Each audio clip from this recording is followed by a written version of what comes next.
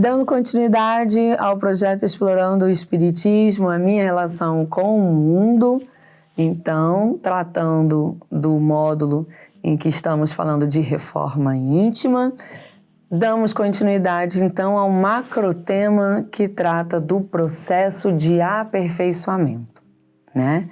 E aí, semana passada, nós falamos sobre a perfeição. E hoje nós vamos falar de humildade. Por que precisamos falar de humildade quando a gente fala da reforma íntima? Porque nós temos um rótulo com relação à humildade muito equivocado em muitas das vezes, porque a gente acha que ser humilde é se colocar abaixo do outro ou abaixo do que somos. Quando, na verdade, a humildade é uma característica comportamental de não nos colocarmos acima, entende? Não tem a ver com nos colocarmos abaixo, tem a ver com não nos colocarmos acima do outro, nem acima de quem verdadeiramente somos. Por isso eu preciso trabalhar o autoconhecimento. Porque o autoconhecimento é justamente um comportamento onde eu estou sempre me avaliando, não na intenção de me punir com as falhas. E aí lembremos do episódio passado, em que eu preciso me respeitar, né? Mas sim com a intenção de identificar minhas maturidades e minhas imaturidades. O que eu já tenho fortalecido em mim e o que eu não tenho fortalecido em mim. Quando eu tenho conhecimento das minhas fragilidades e alguém vem me elogiar como se eu não as tivesse, eu estou na consciência de que eu tenho essas fragilidades. Então o elogio do outro não alimenta meu ego, não me engana, não me ilude. Eu sei que eu tenho tais fragilidades e que a sua opinião é referente ao ponto de contato que você tem comigo, onde você tem uma visão limitada sobre quem eu sou. Ou a sua opinião é referente a uma interpretação que você está fazendo a partir da sua bagagem, dos seus conceitos, dos seus valores. Mas eu sei quem sou. Agora, se eu tenho maturidades e se eu tenho fortalezas e eu estou aqui para adquiri-las, quer dizer, na idade espiritual que eu já tenho, né, alguma fortaleza, alguma maturidade desenvolvida, eu também não posso subestimar quem eu sou. Porque por muitas vezes a gente faz isso. O outro vem e fala da gente como se estivéssemos numa imaturidade que não estamos mais. Então eu preciso ter conhecimento das minhas fortalezas para que eu não me perturbe ou não me confunda com a opinião do outro. Então o outro pode me rebaixar no conceito dele, mas eu me conhecendo, sei que essa opinião dele, de novo, reflete a maneira como ele interpreta, como ele pensa, de acordo com a bagagem dele, com os conceitos dele, né? Agora, ter a consciência de que o que o outro fala tem mais a ver com a visão dele do que com quem realmente eu sou. E tendo a consciência sobre quais são minhas verdadeiras fragilidades e quais são minhas verdadeiras fortalezas, eu não vou me perder frente à opinião alheia. Podem me elogiar muito, podem me criticar muito. As opiniões eu vou receber, vou absorver aquilo que eu entendo fazer sentido e vou abstrair aquilo que eu entendo não fazer sentido. Esse é um passo, é uma coisa. A outra coisa é como eu vou me comportar diante disso. Como eu vou lidar com essa crítica ou com esse elogio. Porque de nada adianta eu ter o reconhecimento de que realmente eu tenho essas fragilidades, realmente eu tenho essas fortalezas, mas eu pegar isso e aplicar numa conduta, num comportamento prejudicial ao outro ou a mim mesmo. Porque a lei é de amor.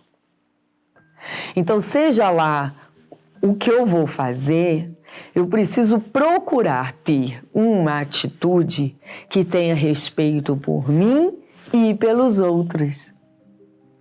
Isso é humildade. Então, perceba, eu só consigo ter humildade se eu tiver autoconhecimento.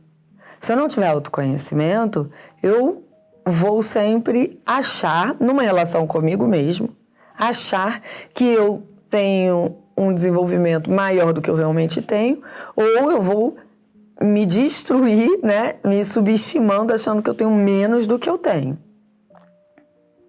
Agora, tendo esse conhecimento, esse discernimento das minhas fortalezas e das minhas fraquezas, quando eu vou interagir com o outro no mundo, ou comigo mesmo, fazendo as minhas escolhas, eu preciso ter uma conduta respeitosa comigo e com o outro, já que eu estou aqui para me aperfeiçoar e desenvolver a moralidade e a prática do amor. Então, se o outro me reduz, mas eu sei que eu não sou isso que ele está dizendo, eu tenho uma maturidade, como me posicionar sem precisar fazer o mesmo? Porque se, para que eu me eleve, eu reduza o outro, você percebe que eu estou fazendo a mesma coisa que ele está fazendo? Eu estou causando dor, eu estou causando desconforto, eu estou sendo injusto ou vingativo. Então, em busca de me defender, eu acabo adquirindo um compromisso de um desequilíbrio que eu causei no outro. Então, a reforma íntima é um processo trabalhoso, porque é a gente desenvolver a habilidade de ter uma atitude benevolente, respeitosa. Então, para eu amar e para eu ser benevolente e para eu respeitar, eu vou então me colocar abaixo, né? E vou dizer assim, ai, nossa, realmente eu sou péssimo. Não, mas aí você não vai estar tendo respeito por você. Você também está fazendo mal a um filho de Deus. Então, você precisa primeiro discernir, né, as fortalezas das fraquezas. Porque isso vai te dar tranquilidade com você mesmo em reconhecer. Não, realmente, eu tenho essa fragilidade. Eu tenho. E aí a gente considera, semana passada, o que a gente falou, que é isso, não adianta. É igual você virar para uma criança, né, de 7 anos e falar assim, mas você tem 7 anos. Eu tenho 7 anos. Se você está esperando de mim que eu tenha uma vida de 15 anos, você é que está equivocado, porque eu tenho 7 anos. Essa é a minha realidade. Percebe? Quando eu tenho consciência disso, isso não vai me ofender. Agora, se eu achar que eu tenho 15 anos, mas eu estou com 7, aí o outro fala assim, mas você tem 7 anos. Eu acredito que você disse isso. Causa dor. Porque eu estou fazendo tanto esforço para acreditar que eu tenho 15 anos, e aí vem alguém e diz que eu tenho 7. Mas quando eu tenho autoconhecimento, é isso. Tenho 7 anos. Percebe? Então, ter esse discernimento, esse autoconhecimento, nos faz bem, antes de qualquer coisa. Porque... E a mesma coisa acontece, né? Eu tenho 15 anos. Aí vem alguém e fala assim, mas você tem 7 anos. Gente, eu tenho 15 anos. O outro está dizendo que eu tenho 7 anos por uma interpretação dele, por uma intenção dele em me magoar, em me machucar, ou porque dentro dos conceitos equivocados que ele tem, ele me classifica como algo que tem muito mais a ver com a bagagem dele, os conceitos dele, entende? Eu sei que eu tenho 15 anos. Você viveu sua história. Você nasceu em um certo ano. Se você tem 15 anos, você tem 15 anos. Podem dizer que você tem 7, que você tem... Você tem 15 anos. Podem dizer que você tem 20, 30. Você tem 15 anos. Então, o autoconhecimento já nos protege dos equívocos do outro e das más intenções do outro. Não importa o que me cobram ou o que me julgam, essa é a minha verdade. Aí, a partir daí, como eu vou lidar com isso, né? Quando vem alguém dizendo para mim que eu sou isso ou que eu sou aquilo. Aí é onde eu vou buscar a maneira mais respeitosa de me posicionar, para que eu não adquira um compromisso, né, de desequilíbrio, de desrespeito, como ele acabou de assumir. Então, a humildade, de novo, não tem a ver com a atitude que me põe abaixo, porque quando eu faço isso, eu me desrespeito. A humildade tem a ver em não nos colocarmos acima de quem verdadeiramente somos e não nos colocarmos acima do outro. Por mais que eu tenha mais maturidade em algum setor da vida do que o outro, eu não adquiri essa maturidade para reduzi-lo. Eu adquiri essa maturidade para que eu cresça. É a minha reforma íntima. É a conquista da minha reforma íntima para que eu me aproxime e alcance um dia a perfeição, que é o meu destino. Então, utilizar disso para reduzir o outro é igual o irmão mais velho, né? Que vira e diz, ele tem 15 anos, né? E aí ele reduz o outro que tem 7. Ele fala, tem 7 anos. Gente, sim, ele tem 7 anos. Ele nasceu há 7 anos atrás. Você nasceu há 15 anos atrás. É, na verdade, de muita ignorância você achar que isso o reduz, sendo que ele está vivendo a natureza da vida. Absurdo seria alguém nascer há 7 anos atrás e hoje ter 15 anos. Percebe? Então, o que você adquiriu de maturação, você não adquiriu para reduzir o outro. Você não adquiriu para competir com o outro.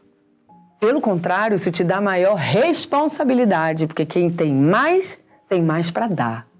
E a lei é de amor e de benevolência. A gente tem que servir. Então, se eu tenho mais, eu dou mais. E não reduzo o outro. Percebe a conduta da humildade? Mas a gente só consegue ter essa conduta ao ter o autoconhecimento, praticando essa humildade interna. É aqui dentro, é minha comigo mesmo. Aí quando eu consigo desenvolver isso aqui, aí eu vou para um exercício da conduta com o outro. Aí a gente tem que vencer nossos orgulhos, uma série de outras posturas que a gente já vem viciados por causa desse clima de competição, de um querer estar acima, outro estar abaixo. Não estamos aqui para competir, estamos aqui para crescer.